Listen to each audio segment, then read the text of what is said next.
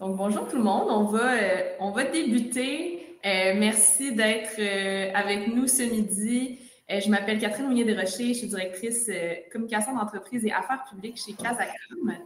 Chez Casacom, j'ai le privilège d'accompagner plusieurs organisations, notamment dans leur démarche d'acceptabilité sociale, un secteur où les communications environnementales jouent un rôle central. Pour ceux et celles qui nous découvrent, Casacom est une firme spécialisée en communication intégrée, en stratégie d'affaires, relations publiques, et on accompagne des entreprises, des leaders qui souhaitent faire l'histoire et on aime les aider à la raconter. Je suis ravie d'être accompagnée aujourd'hui de ma collègue Sonia Molina, qui est directrice durabilité et ESG chez Casacom. Sonia a une solide expérience en communication corporative et ESG. Elle a notamment accompagné plusieurs entreprises dans le développement de stratégies en durabilité et transformation responsable. Bonjour tout le monde. Alors, pourquoi est-ce qu'on a voulu organiser cette Casacadémie aujourd'hui? Bien, parce qu'on sent concrètement que le terrain vient de bouger en termes de communication environnementale. Depuis 1 an, avec l'entrée en vigueur de la loi C59, bien, les règles du jeu ont changé. Et là, depuis le 5 juin dernier, on est vraiment rentré dans une nouvelle phase, ce qu'on appelle l'ouverture des recours privés. On aura la chance de s'en parler davantage dans quelques minutes. Mais concrètement, ça veut dire que c'est plus seulement le Bureau de la concurrence qui peut s'intéresser à vos allégations environnementales. C'est rendu beaucoup plus large. On parle de citoyens, de groupes, même de concurrents qui peuvent désormais déposer une plainte s'ils jugent que les communications d'une entreprise ou d'une organisation sont trompeuses. Et attention, parce que quand on parle de communication, on ne parle pas seulement de campagne publicitaire grand public. On peut parler d'une publication LinkedIn, on peut parler d'une entrevue de votre PDG à la télé, d'un tableau dans un rapport ESG ou même de slogan dans l'emballage d'un produit. Donc, on parle de... C'est beaucoup plus large. Et la loi met aussi l'accent sur un concept super important qui est l'impression générale. C'est pas juste les mots que vous utilisez qui comptent, c'est aussi l'effet global du message. Est-ce que ça donne au public une image trompeuse, même si chaque mot est pris de façon isolée et prudente? Bref, on voit un vrai changement de culture et ça vient avec des attentes plus élevées pour les communicatrices et communicateurs comme vous.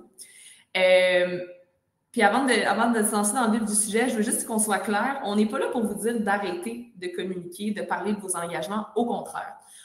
On pense que c'est super important de continuer à communiquer, mais mieux, de façon plus rigoureuse, plus stratégique. Et c'est le but de cette Casacadémie-là, c'est de vous aider à faire ça. On va parler de recommandations concrètes, d'exemples de bonnes pratiques, d'outils pour faire valider vos messages, puis comment éviter les pièges. Et surtout des façons de rester ambitieux et inspirants tout en étant solide. Donc, pour commencer, on avait envie de comprendre un peu mieux de où vous partez aujourd'hui. Donc, on vous propose un petit sondage rapide.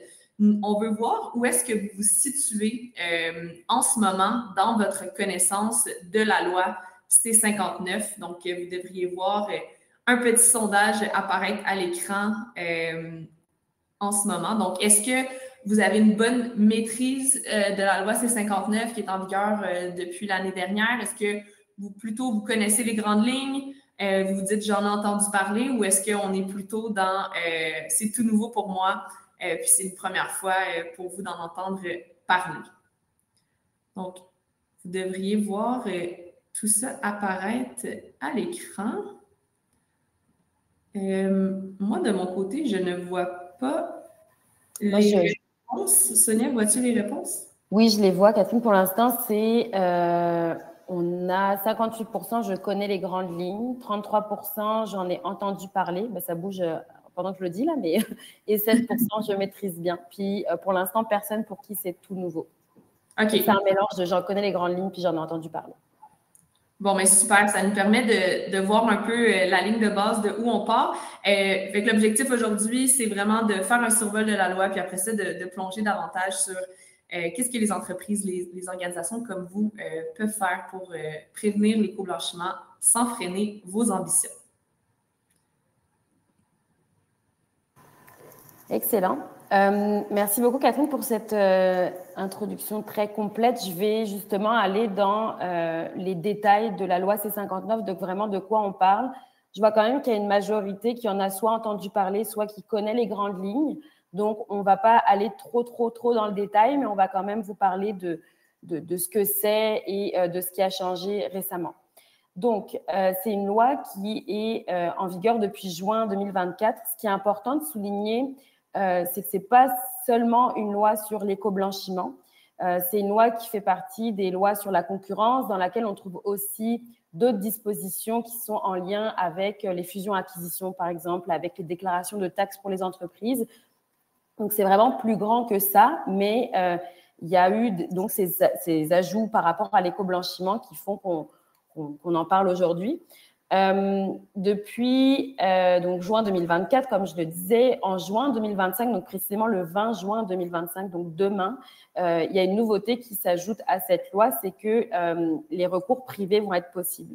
Quand on dit recours privé, c'est que jusqu'à maintenant, les personnes qui pouvaient déposer une plainte au bureau de la concurrence par rapport à l'éco-blanchiment étaient le bureau de la concurrence ou bien un regroupement, c'est très spécifique, de 6 résidents canadiens qui se mettaient ensemble pour déposer une plainte. À partir de juin 2025, ça va être n'importe qui va pouvoir faire cette demande-là. Donc, on peut penser aux ONG, aux consommateurs, aux concurrents, ce qui fait qu'on va avoir potentiellement beaucoup plus de plaintes qui vont être déposées. La loi C-59, donc les mesures contre l'éco-blanchiment, s'appliquent à toutes les représentations environnementales.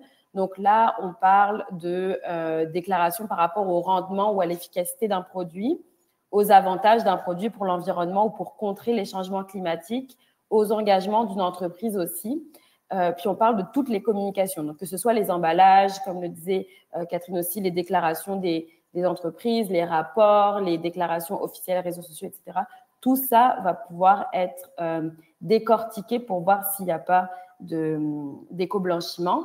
Puis, c'est vraiment les déclarations qui sont faites à des fins de promotion ou pour des intérêts commerciaux. Je vais prendre des exemples très précis pour qu'on sache de quoi on parle. Par exemple, une entreprise qui déclare sa carboneutralité, ça fait partie des engagements d'une entreprise. Un produit qui se veut 25% plus écologique ou 100% recyclable, ça fait partie d'une déclaration d'efficacité ou de rendement de produit. Les principales exigences de la loi C-59 sont que toutes les déclarations en lien avec l'environnement doivent être exactes, précises et vérifiables. Quand on dit exact, précise et vérifiable, c'est qu'il ne faut pas que ce soit des déclarations approximatives, il faut qu'il y ait des chiffres qui soient ajoutés, puis il faut que ces chiffres puissent être vérifiés. Il faut qu'il y ait des méthodes de calcul qui puissent supporter ces déclarations. Les déclarations doivent être non trompeuses et l'impression générale est considérée. Je vais aller plus en détail après sur l'impression générale parce que c'est vraiment quelque chose de très important puis un peu flou, donc on va pouvoir le détailler encore plus. Les comparatifs doivent être justifiés. Donc, la loi dit vraiment que les comparatifs doivent se justifier, que ce soit des comparatifs par rapport à d'autres produits ou des comparatifs par rapport à comment c'était fait avant. Donc, si on pense à une bouteille de shampoing, par exemple, ça va être notre produit est 25 fois plus écologique que le dernier. Okay, bon, ça, c'est une déclaration comparative, même si on parle de nos propres produits.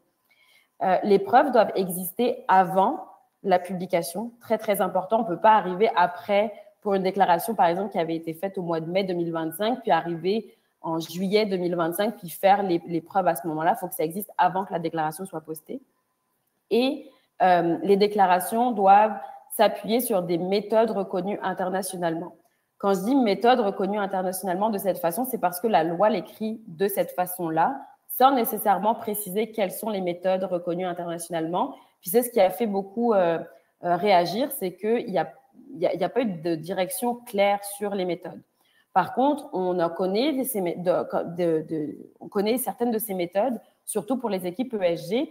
C'est par exemple les normes ISO, c'est les normes SBTi, donc Science Based Technologies, c'est les normes CDP. Toutes ces normes qu'on utilise régulièrement en ESG peuvent être utilisées pour prouver nos déclarations.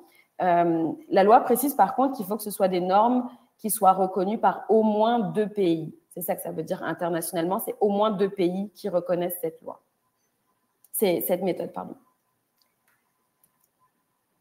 Je vais aller dans le détail ici sur les nouveautés du 5 juin 2025 parce que donc le 5 juin 2025, le Bureau de la concurrence a publié une déclaration pour préciser certains éléments, se rendant compte probablement qu'il y avait des éléments encore assez flous. Ce que je vous détaille ici, c'est les éléments qui ont été plus décortiqués par cette déclaration. Donc, le premier, c'est le pouvoir discrétionnaire du bureau. Concrètement, ce que ça veut dire, c'est que le bureau va se laisser une marge de manœuvre d'interprétation dans les déclarations ou les plaintes qui vont être reçues. Ce qui est important de savoir, c'est que, puis on pourra le détailler après, pour la procédure, le bureau va d'abord faire une première analyse des déclarations avant que la plainte soit acceptée. Ensuite, l'insistance sur l'impression générale. C'est vraiment beaucoup décrit dans cette déclaration-là. Quand on parle d'impression générale, je vais vous donner un exemple concret. Ça peut être une entreprise qui se dit éco-responsable. Se dire éco-responsable, ça peut donner l'impression que l'entreprise au complet est éco-responsable. Si on parle d'un élément précis, en donnant cette impression que l'intérêt est plus grand que ce que ça en a l'air, l'impression générale peut être trompeuse. Fait que la déclaration explique vraiment qu'il faut se poser la question, même si la déclaration est vraie, est-ce que la déclaration donne l'impression que le bénéfice est plus grand que ce qu'il est vraiment? Par exemple, si je reprends une bouteille de shampoing, une déclaration qui dirait que l'emballage est 100% recyclable, ça peut donner l'impression que toute la bouteille est 100% recyclable. Si on a un petit caractère qui dit que finalement, c'est juste le bouchon qui est recyclable, ça ne fonctionne pas. C'est vraiment écrit dans cette déclaration-là, c'est que les petits caractères n'aident pas forcément à atténuer l'impression générale. C'est vraiment un fait quand même très important. Ici, si on veut aller dans le concret, on devrait dire que l'emballage, le corps de l'emballage est recyclable ou que seulement le bouchon est recyclable dans la plupart des centres au Québec, puis qu'il faut vérifier les consignes locales. Si on veut vraiment être précis, il faut aller dans ce niveau de détail-là. Autre élément de cette déclaration, les éléments corroboratifs ne doivent pas nécessairement être publiés. C'est une question qu'on a beaucoup eue, c'est est-ce qu'on est obligé de donner les preuves quand on fait une déclaration? La réponse est non. Par contre, il y a quelque chose de très important, c'est que c'est non, mais on est mieux quand même de le mettre pour éviter d'avoir l'impression que c'est de l'éco-blanchiment. Donc, si vous voulez être plus conforme ou éviter les risques, vous pouvez mettre les éléments de preuve. C'est sûr qu'après, quand on communique, il faut aussi être pragmatique, puis il faut être efficace parce que des communications ou des slogans avec plein d'informations, ça ne fonctionne pas. Donc, il faut vraiment être créatif sur la façon dont on communique ou alors revenir à l'impression générale. Puis, si on se doute que l'impression donnée va être plus importante que l'effet spécifique du produit ou de la déclaration, ben là, mieux vaut être conservateur puis ne pas trop exagérer. Dans les déclarations à risque, je l'ai mentionné un petit peu plus tôt, donc il y a le rendement, l'efficacité du produit, les avantages pour l'environnement, les engagements d'une entreprise. Quand on parle d'engagement d'une entreprise par rapport à en lien avec l'éco-blanchiment, je l'ai mentionné, ça peut être la carboneutralité. Donc, une entreprise qui dit être carboneutre d'ici 2050, par exemple, sans avoir fait au préalable des études, sans avoir eu un plan concret, un plan réaliste vérifiable avec des cibles, sans avoir déterminé d'où on va et où on veut se rendre, là, on tombe dans l'éco-blanchiment. Il y a beaucoup d'entreprises qui ont fait ces déclarations-là dans les dernières années puis qui les ont retirées parce qu'elles se sont rendues compte que malheureusement, tous ces tests au préalable n'avaient pas été écrits et que les cibles provisoires n'avaient pas été testées. Donc, c'est là qu'on vient vraiment tomber dans l'éco-blanchiment, comme je le disais. Autre fait important qui est précisé par cette déclaration, c'est que les exigences sont les mêmes, peu importe la taille de l'entreprise. Donc, que vous soyez une grande entreprise internationale, petite entreprise, vous êtes tous et toutes sujets à la même loi, peu importe les moyens de l'entreprise aussi.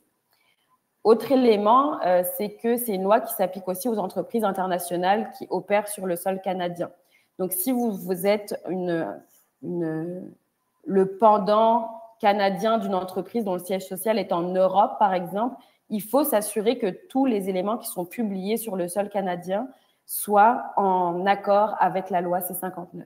Donc, ça va être quelque chose à à notifier aussi à vos équipes dont le siège social peut être à l'étranger, c'est vraiment de faire attention d'adapter les messages comme vous le ferez sur le narratif. Vous adaptez le langage, par exemple, au Québec pour que ça résonne au Québec, mais pareil pour les mesures par rapport à l'éco-blanchiment. Je vais aller ici au niveau des risques. Pour celles et ceux qui ont déjà entendu parler de cette loi-là, vous êtes probablement au courant des risques qui existent, mais on veut quand même les rementionner. Il y a des amendes financières qui peuvent être majeures, donc c'est jusqu'à 15 millions pour une récidive ou 10 pour une première plainte, ou 3% du chiffre d'affaires mondial, ou bien 3 fois le bénéfice qui a été retiré par l'entreprise. Donc, on parle quand même de risques financiers très importants. Ce que je voulais vous mentionner aussi, c'est que avant que la plainte soit acceptée, le bureau de la concurrence doit faire des vérifications. Donc, ces risques financiers-là arrivent seulement si le bureau de la concurrence estime qu'effectivement, il y a un risque d'éco-blanchiment. Les vérifications qui vont être faites concrètement, c'est de vérifier si la déclaration a été faite, oui ou non, comme où se trouve la déclaration, puis qu'est-ce qu'est cette déclaration. Ils vont aussi vérifier s'il y a un avantage commercial ou des fins de promotion qui sont alignés avec cette déclaration. Et ils vont aussi regarder l'intérêt général. C'est à ce moment-là que la plainte va être acceptée, puis qu'ensuite, ça va passer devant le tribunal et que l'entreprise va devoir s'adapter. On pense aussi au risque financier de faire les vérifications, parce que d'avoir du personnel qui va chercher les preuves ou d'avoir des équipes d'audit qui viennent vérifier les documents, ça coûte de l'argent. Donc, il y a aussi tous ces frais-là qu'on ne mentionne pas dans la loi, mais qui doivent être considérés quand on parle de risques financiers. Les autres risques afférents à cette loi sont les injonctions de retrait de messages ou des allégations fautives. Donc, le tribunal peut demander de retirer ces messages-là ou peut aussi poster des avis correctifs et des expositions médiatiques. Donc là, il va avoir un impact direct à la réputation, puis une érosion de la confiance des parties prenantes. Ce qui est important de mentionner encore une fois, c'est que même si la déclaration s'avère être vraie, prouvable, avec des éléments de preuve, il y a quand même une sorte d'érosion de la confiance qui arrive parce qu'il va y avoir des signaux qui vont arriver auprès de vos consommateurs ou de vos parties prenantes en faisant des raccourcis, en se disant si l'entreprise a été accusée d'éco-blanchiment, c'est une entreprise qui fait de l'éco-blanchiment. Vous voyez, il y a comme cet élément-là aussi à garder à l'esprit. Notre position aujourd'hui, puisqu'on veut vraiment vous communiquer, on va aller plus loin dans le détail, mais et comme le disait Catherine, on ne vous demande pas d'arrêter de communiquer, puis la loi le dit même, la déclaration précise, on ne vous demande pas d'arrêter vos communications. La recommandation, c'est de continuer de façon crédible sans freiner vos ambitions durables. Donc, on veut ici vraiment insister sur ça. Il ne s'agit pas d'en dire moins, c'est de le dire mieux. Puis, on ne recommande pas non plus d'aller vers des positions de greenwashing, donc d'éco-mutisme. Ce qui est arrivé beaucoup, c'est les entreprises qui retirent toutes leurs déclarations ou bien qui arrêtent d'en parler parce qu'il y a cette crainte d'éco-blanchiment qui arrive derrière. On voulait ici vous faire un petit sondage juste pour savoir, après ces quelques minutes passées sur l'explication de la loi, où vous retrouvez. Est-ce que dans les derniers mois, depuis la publication de la loi, vous avez retiré vos communications? Est-ce que vous avez continué à communiquer ou est-ce que vous avez formé vos équipes et renforcé les validations? On vous lance ce sondage pour que vous ayez aussi cette réflexion, cette prise de recul sur vos actions.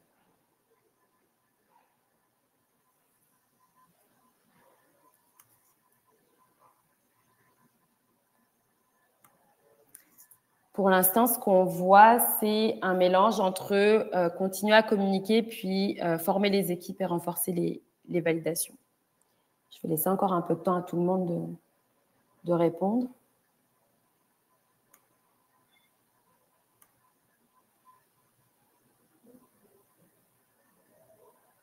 C'est assez égal entre continuer à communiquer, puis former les équipes et renforcer les validations, ce qui est très, très bien. Ça veut dire que vous êtes déjà préparé à être conforme. Donc, c'est très positif.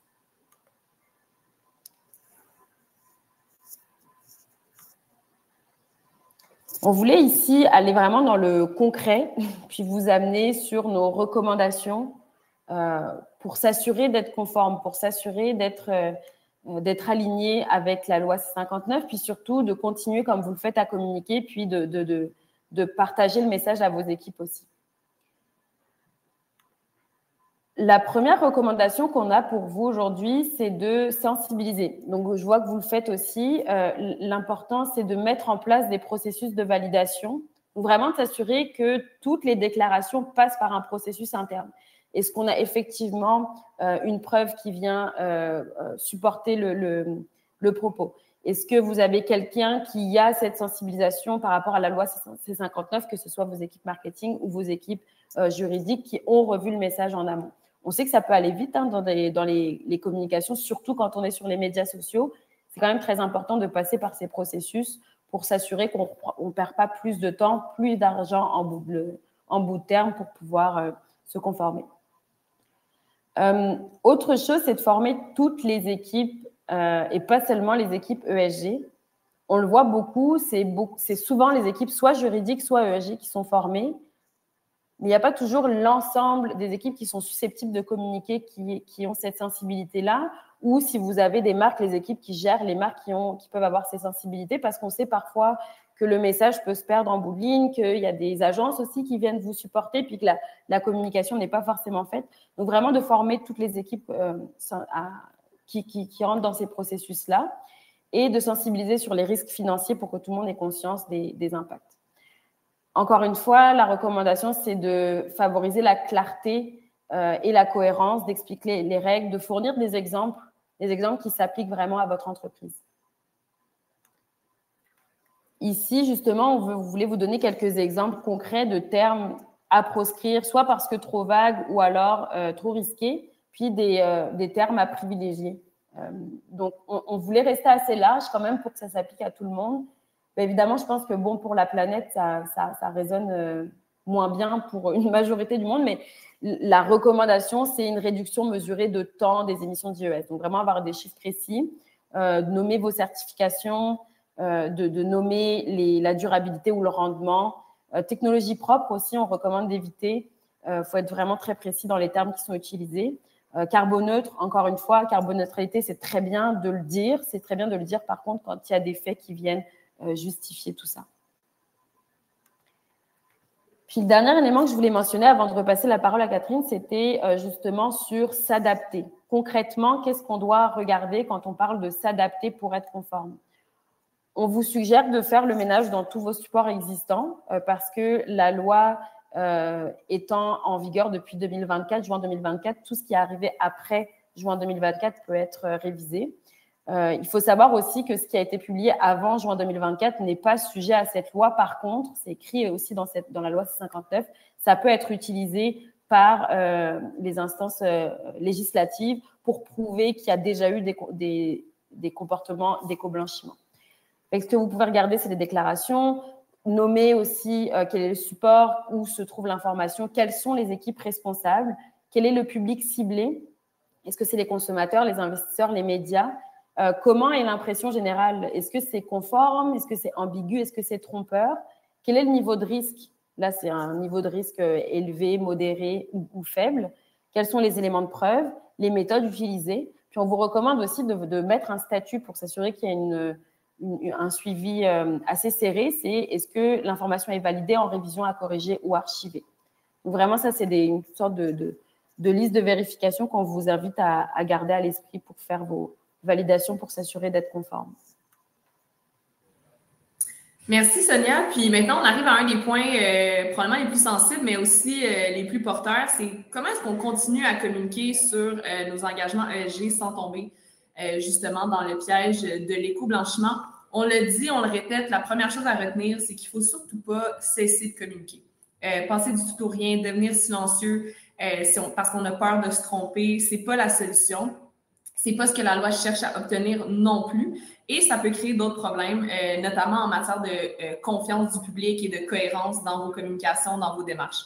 Donc, la meilleure approche, c'est toujours la transparence. Si vos cibles ont évolué, expliquez pourquoi. Si vous révisez un objectif carbone ou une échéance, par exemple, dites-le, montrez le raisonnement derrière. Ce qu'il faut éviter, c'est d'effacer les traces sans contexte. C'est là vraiment que l'impression d'éco-blanchiment peut apparaître.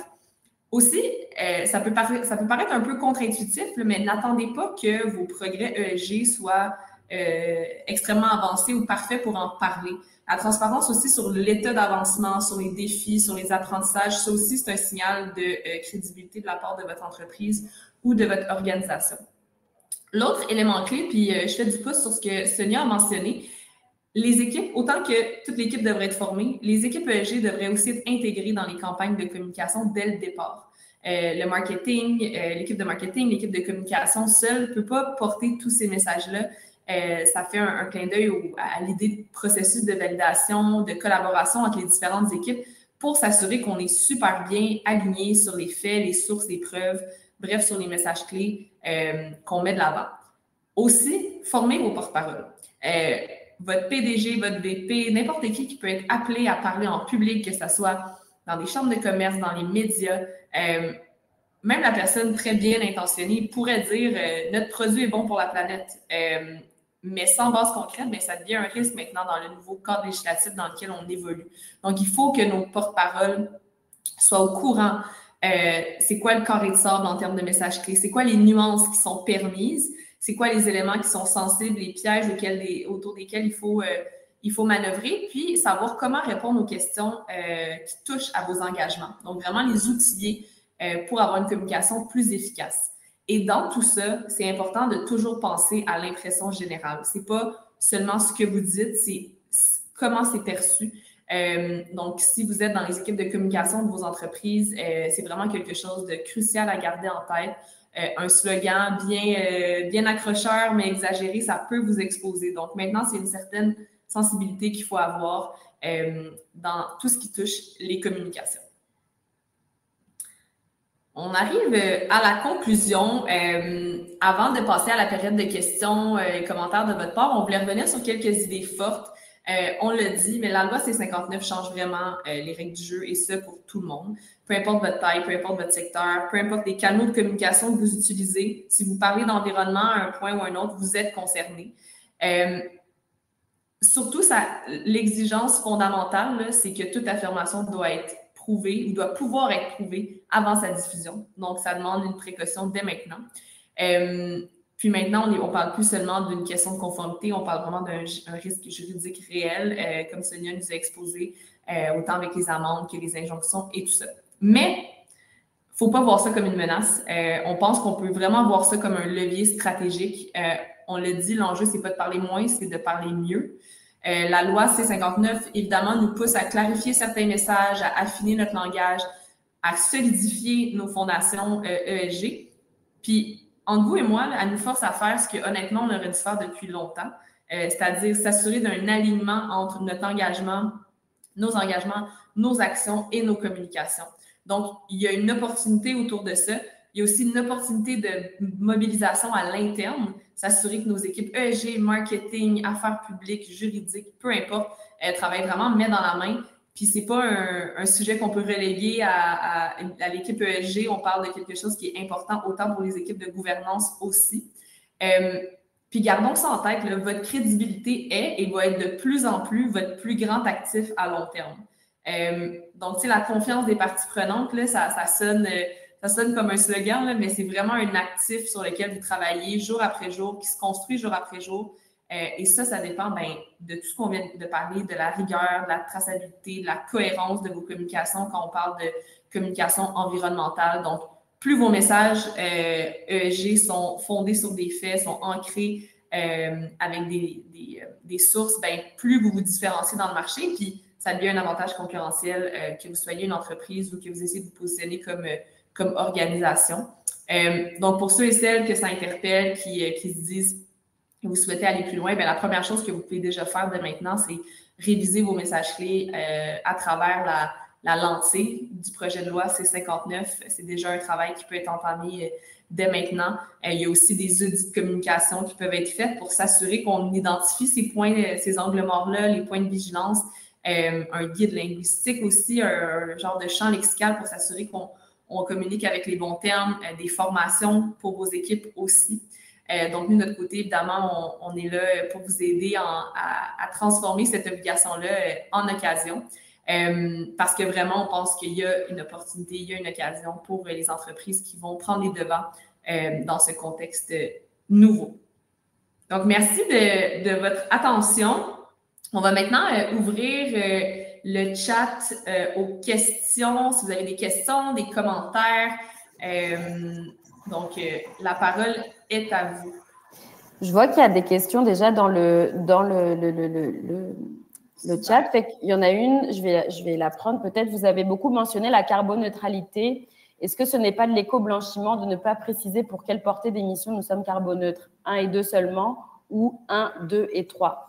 C'est effectivement vraiment une bonne question. Puis surtout qu'en général, on est très bon à parler de nos émissions du scope 1 et 2, donc les émissions directes ou de la chaîne d'approvisionnement, mais un peu moins du scope 3, donc toutes les émissions indirectes. C'est de l'éco-blanchiment, effectivement, de dire qu'on est carboneuse sans préciser. Ici, ça va être de l'éco-blanchiment parce que l'impression générale va être trompeuse. Ça donne l'impression qu'on est carboneutre sur toute la chaîne de valeur, alors qu'en réalité, on l'est seulement sur le scope 1 ou le scope 2. Fait qu'effectivement, oui, il y a un risque avec ce genre de déclaration-là. On a 2 autres questions dans le chat. Première question de Stéphanie qui nous dit « Est-ce que la loi touche aussi les organismes publics, parapublics ou simplement le secteur privé? » Pour l'instant, la loi se concentre surtout sur les entreprises commerciales, mais on parle aussi de toutes les entreprises qui peuvent faire des déclarations environnementales. Donc, pour l'instant, non, c'est surtout pour les entreprises commerciales, mais il faudrait quand même que les entreprises publiques, parapubliques se préparent si jamais la jurisprudence s'étend à ce genre d'entité. Oui, absolument. Puis si je peux me permettre de rajouter, Sonia, aussi, on le mentionne, c'est vraiment un changement de culture qui se fait globalement à la grandeur du Canada aussi. Les attentes des citoyens, autant que les consommateurs, vont probablement devenir de plus en plus élevées en termes de ce qu'attendent de leurs décideurs, de leurs organismes publics et tout ça. Donc, je voulais faire écho à ton point parce que je pense qu'en effet, il y a peut-être aussi un mouvement dans lequel il faut embarquer, peu importe si on est régi par la loi ou pas pour l'instant, parce que ça va devenir un phénomène de société qui va devenir inévitable. Absolument. Puis justement, la loi précise que c'est pour toutes les organisations qui communiquent publiquement sur les bénéfices environnementaux. Donc, dans ça, on peut rajouter beaucoup d'organismes. Puis la jurisprudence va sûrement venir préciser tout ça. Donc, il est mieux d'être conforme, peu importe le profil de l'organisation, vraiment. Sonia, on a reçu une autre question de Camille aussi. Beaucoup d'entreprises font des mesures internes, par exemple un bilan des GES ou à travers des consultants externes. Est-ce qu'une vérification par des consultants / experts suffit à valider la crédibilité de la mesure ou il faut faire un audit par un organisme vérifié par ISO ou d'autres normes là-dessus? Les consultants externes ou les experts pourront vous aider à identifier justement les méthodes qui pourront être utilisées. Par contre, il faut quand même que la méthode soit précisée. Vous n'aurez pas forcément besoin d'avoir un audit par un organisme vérifié. Par contre, vous devrez dire que votre déclaration est alignée avec la norme ISO, par exemple. La compagnie externe pourra venir vous aider à identifier comment justifier, mais ça vous prendra quand même cette méthode internationalement reconnue pour justifier que votre déclaration n'est pas dans l'éco-blanchiment. Puis c'est important aussi d'avoir cette sensibilité à l'interne, d'avoir automatiquement ce réflexe de penser à la norme parce que c'est vraiment ce qui est recommandé, ce qui est demandé dans la loi, c'est que les preuves soient vérifiables, vraies, non trompeuses, puis justifiées par des méthodes internationales. Autre chose que je voudrais préciser aussi, parce que ça a été reprécisé dans la déclaration du 5 juin, c'est que une justification ne peut pas être une justification qui a été utilisée par un concurrent ou pour un produit similaire. Si par exemple, vous avez un produit qui est éco-responsable, puis que vous êtes en concurrence avec une autre entreprise qui a le même genre de produit, puis qui se dit aussi éco-responsable et que vous utilisez ça comme moyen de justification, ça ne sera pas suffisant. Il faut vraiment qu'il y ait des méthodes reconnues. On a une autre question de Joanie qui nous dit est-ce que les initiateurs de plaintes, parce qu'on en a parlé maintenant, ça peut être un peu n'importe qui, des individus, groupes, est-ce que les initiateurs de plaintes sont anonymes ou est-ce qu'ils sont rendus publics? C'est une bonne question. On pourrait vous revenir sur celui-ci parce que je ne l'ai pas vu dans la loi ni dans la déclaration. Donc, on pourra vous revenir sur ce point-là juste pour être sûr qu'on vous donne la bonne info.